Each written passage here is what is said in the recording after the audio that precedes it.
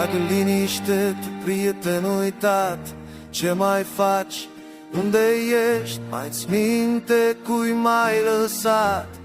Ai uitat să mai ofervești.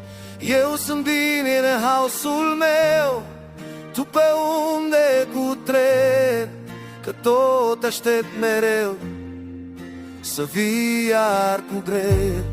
Să-mi spui cu glas duios, o să fie bine, hai să vezi, cu ochi arămi și priviți fios, prin minunatele livezi.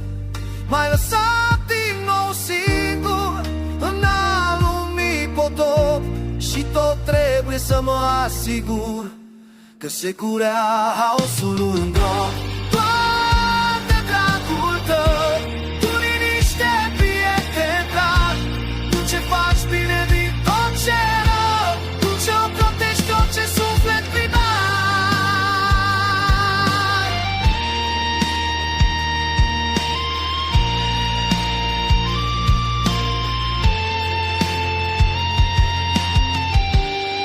Știi greu, deci povarul-mi în spate, și mai știu că tu ești aici, cu glasul blând în fiecare noapte.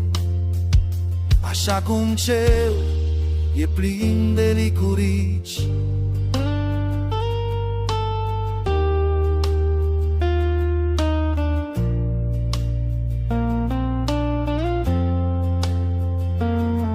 În nopțile de vară tu ajungi mai des, parcă știi când e necesară ta prezență, când totul e dens, când gândurile negre ar precum făcline, vii pe neașteptate, te așezi fios, chiar dacă haosul a adunat trupe cu mile. Tu înfiți duios, dar luminii vrăjmași, dar zâmbetelor călău, tu cu sufletul tot imaș și cu farmecul tău, dar luminii vrăjmași, dar zâmbetelor călău, și fai negre tot ce e, sau poate îți place super specar.